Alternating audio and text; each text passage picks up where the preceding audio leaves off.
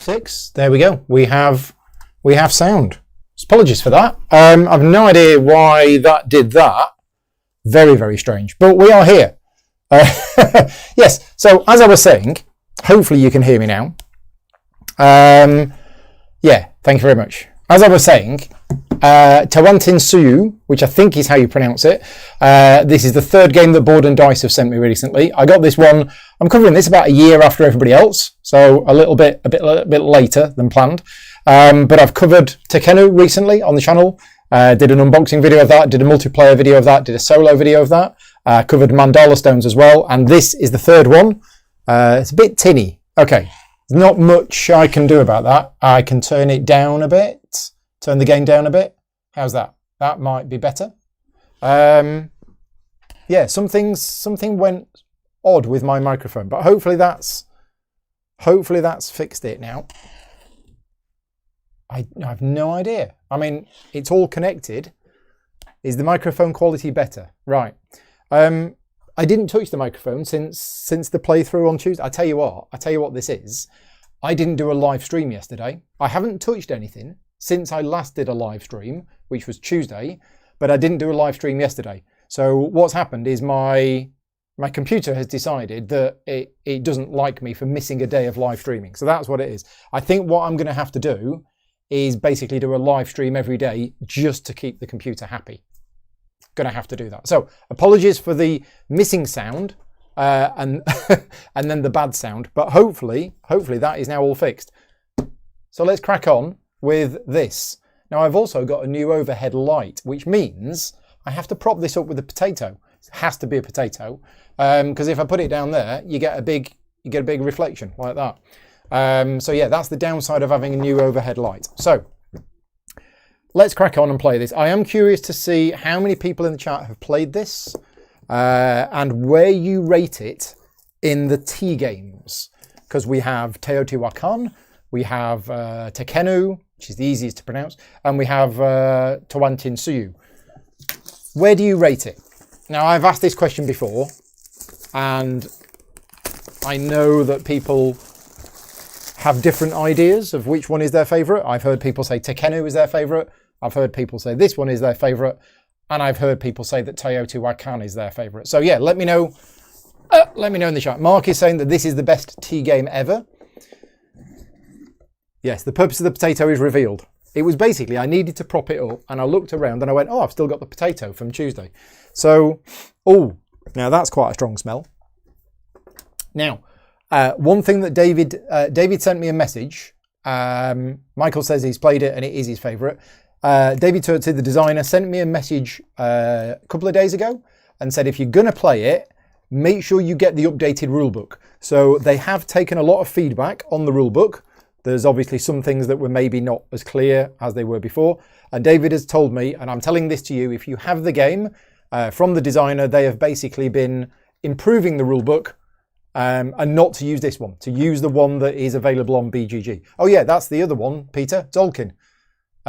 So yeah, Tzolk'in is another game in the T series. David Turtsey wasn't involved in that one, and it was published by CGE rather than Board and Dice, but it is another one in the series. So we might have a look at the rulebook later on, just for an overall view of it, but let's have a look at what we have here. So, first thing I normally get out is the board, and it's quite heavy, quite big. I'm going to move Colin, Arnie, and Steve. You get out of the way. They are my opponents when I do solo gaming.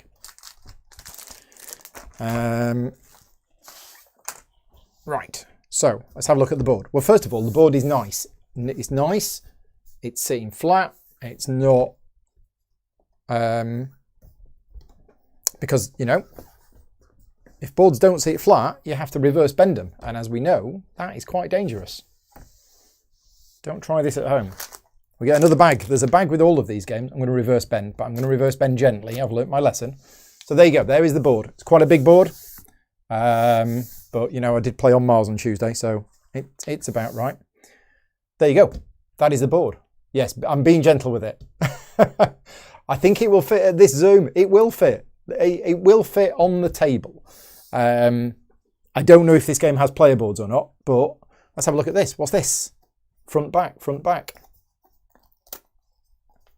Well, I assume that goes there. So I'm going to guess here that this is one of those, for your first game, use this, but then for later games, use this, maybe. Board is upside down. Have I got the board upside down? I do. I have the board upside down. I was only looking at the icons in the middle. So there we go. There is the board. It's functional. It seems quite clear.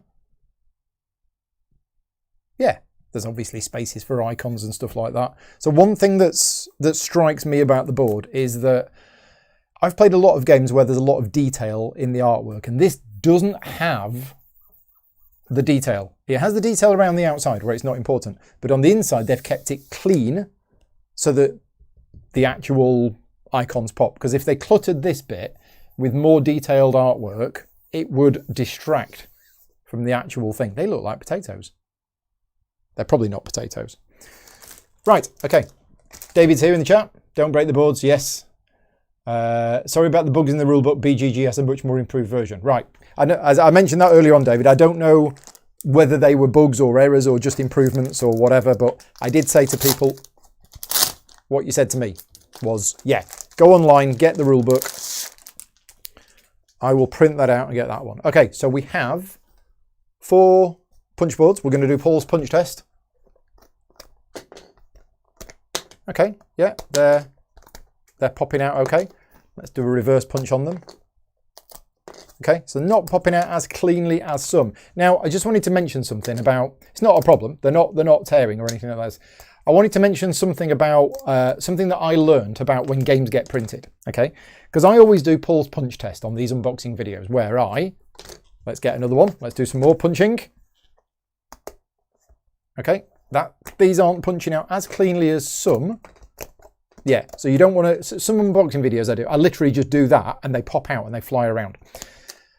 What I don't want people, what I want people to realize is that these punch tests are for this copy. Okay, so what happens is when this game goes to the printers, the printer develops a cutting tool for this particular punch board and it will cut them, and it will cut hundreds at a time, possibly even thousands, okay? If you get the first 1,000 off that printer, the blades are nice and sharp. If you get the last ones off the printer, your punching isn't going to be as good. So it isn't that I'm doing Paul's punch test. I don't know. Your copy might punch out easier. Your copy might punch out worse. It really depends where it is in the print cycle. Yeah, that's just something that I learned a few years ago about things. I think it was one company I was working with, and I got their tiles, and they really weren't punching out. And they said, oh yeah, they basically printed more than they should have done without replacing the blades. So the last few hundred copies that came off the printer, yeah, didn't punch very well. Anyway, right, so, oh, we got some big pieces here. I'm not going to punch all of these pieces out, and I don't know anything about the game yet because I haven't learned how to play, but there we go. Let's talk about the quality. Because the first thing I noticed is these seemed a little bit bent. These punch boards, there was a slight bend to them, but once they're punched out, each individual piece is fine. 1.5 mil? Yeah, these seem pretty solid. Yeah, so I'm not going to punch everything out. There you go. Right, what other components have we got? Let's have a look. Let's zoom in and let's have a look at the wooden components. So we have a big bag of wooden components. Okay, thank you, David, for answering people's questions in the chat.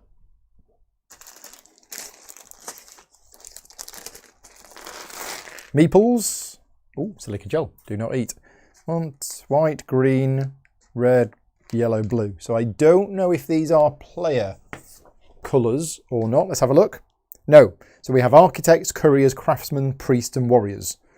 So the different workers are the different types of worker. We have some stone cubes.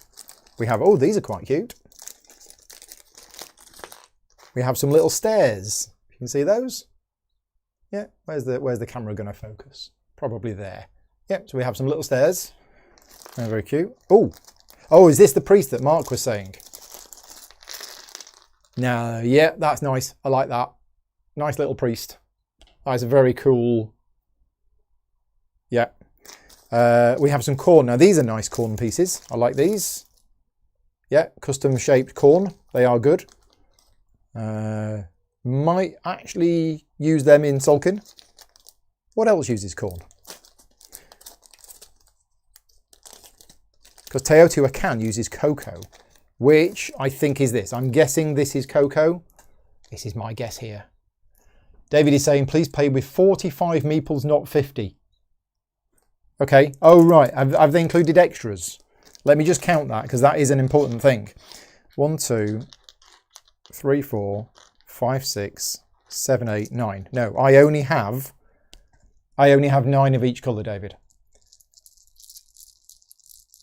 Paul is in the chat from Games Law. Good afternoon, Paul. Corn from Puerto Rico. Wow. It's been a while since I've played Puerto Rico. Anyway, David, I've got 9. So the biggest bug of the original rules is it doesn't say there's one meeple too many of each colour. So this is sometimes what happens as well. Because publishers cannot guarantee the quality of the people who are packing the games and producing the games, they will quite often throw in extra components. And sometimes, and I can't remember the game in which I did this in, but it was a game I did this in where I just used all of the components.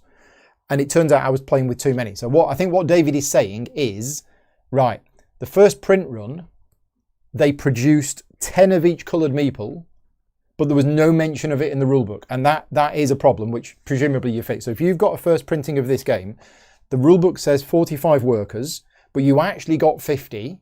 But because the rulebook didn't tell you that there was 50, you just went, sure, that's fine. And what David is saying is you should only play with 9 of each. So if your copy, you have more than 9, take the extra ones out, put them in a little Ziploc bag, write the word spares on it, put them in the box. Thank you, David. Always useful to know. Okay, so we had a purple. These are the player colours. Are they the player colours? I don't know. We seem to have the purple ones were in one bag, and all of the other ones were in another bag. So I'm not sure why my purple meeples were separate. But yes, these are the player colours. So we have purple, black, orangey red, and lilac. But my purple ones were in a separate bag on their own, and the rest of them are all mixed up. So they're the player colours. So nice wooden components. I do like custom shaped components. That's one of those things that I like. We have some gold gems, which are the standard gem style, but they're nice, they're gold. We have a dice, which does it really need to be in a Ziploc bag? I mean, it does. The problem is this Ziploc bag is so small. But thankfully, our local Tesco now do plastic recycling. So we've reduced a lot of the waste that we produce at home, like miniature Ziploc bags that are no use for anything, now goes into a recycling thing. So that's quite cool. Graham says he'll be orange. When are we playing? Oh, and special purple just for me. Yes, I'm definitely playing purple. It's a really nice purple as well. Cards. Let's have a look at the cards. What was it we last played together, Graham? I know we played Dominant Species together, but I think that I've got a memory of playing another tea game with you. Did we play Tawantinsuyu together? I can't remember. What is it? Or was it Praga Kaput Regni? I think it was Praga Kaput Regni. Yeah, I think it was that. Right, cards. So we have, yeah, nice glue smell to these, but these are fine. These are thick. These are good quality cards. So yeah, don't know what these are, but we seem to have red ones with the mace on, which presumably are attack cards, and yellow ones with the shields on. Let's have a look. These are god cards and these are army cards. Right, there we go. That is it, and we get a nice bag as well. So the other thing is player aid. Let's zoom out a bit.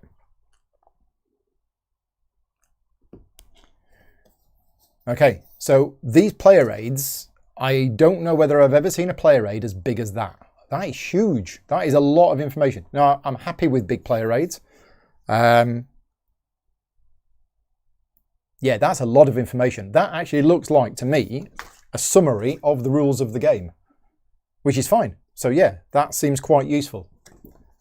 The player aid is the complete game. Yes. Okay.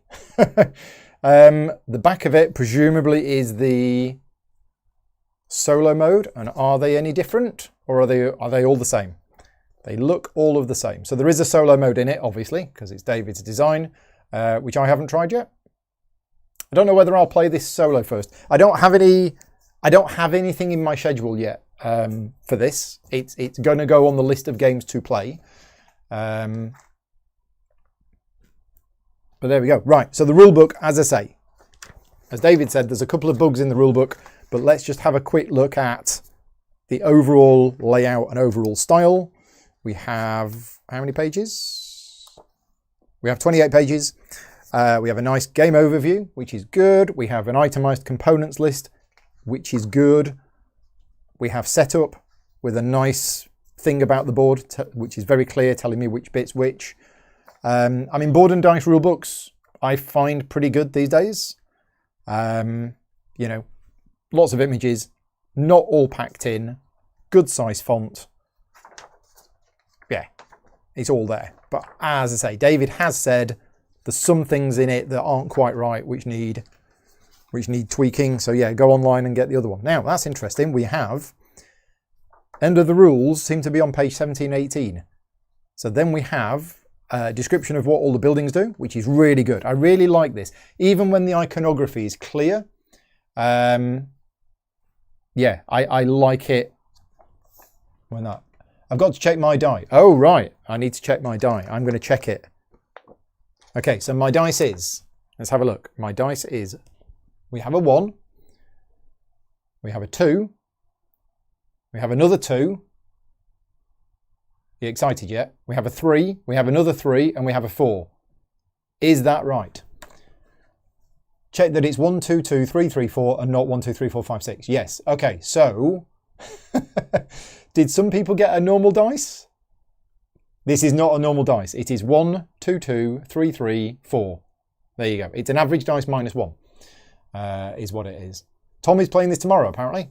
There you go. Okay, so if you want to see a playthrough of this, Tom Heath over at Slicker Drips, a good friend of mine, is yeah, he's doing a video tomorrow. So we've checked that. Graham is saying it's an excellent player aid. That's good. Anyway, so what I was saying is, I really like it when they go to the effort of listing all of the descriptions of everything in the rulebook, even when the iconography on the tiles is clear. It's just really nice to have it in there. Symbols reference is always good. Credits is there. And then we have the solo rules at the back. Now, I don't know what the solo rules are going to be like. I will find out when I get to try it, but as you know, I'm not a big fan of complex AIs because I have enough stuff going on in my own mind to to understand it. But we'll find out. So the solo rules are there, and yeah, we are all done. Player aid is great. Yeah. Okay. Oh, and David said that the dice wasn't an issue, you're just paranoid. Well, I'll tell you what I'll do, David. I'll swap this out while you're not looking for a normal dice before I do the playthrough.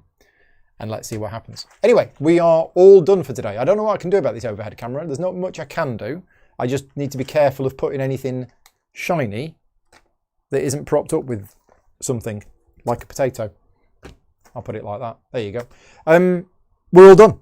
Thank you very much for watching. Thank you very much to all of my Patreon supporters for helping fund the channel. As many of you know, I do a Patreon campaign that basically funds the channel. It's not been a good week for the Patreon campaign. I'm not sure what's going on at the moment, but every time I release a video, I lose 3 or 4 people. So who knows? Maybe today. Maybe today. But yeah, if you're watching this video and you like the content that I create, I'm doing a lot of content at the moment. Most of it isn't sponsored, and it's only funded through the Patreon campaign. So huge thank you to all of my Patreon supporters for helping fund the channel. If you do like the content that I create, I did an On Mars playthrough on Tuesday night, which wasn't sponsored. I'm going to be doing another couple of playthroughs tomorrow night. Yeah, it's all funded through Patreon. So yeah, thank you very much for your support. And that's everything. So yeah, I'll be back tomorrow with a video which I haven't announced yet. It isn't going to be Mini Express for those people who were expecting Mini Express tomorrow night. That's been delayed and pushed back. But I will be making an announcement later of what the video is going to be tomorrow. That's everything. Thank you very much for watching. Take care. Sorry about the sound issues at the start, but we're all sorted now. See you soon.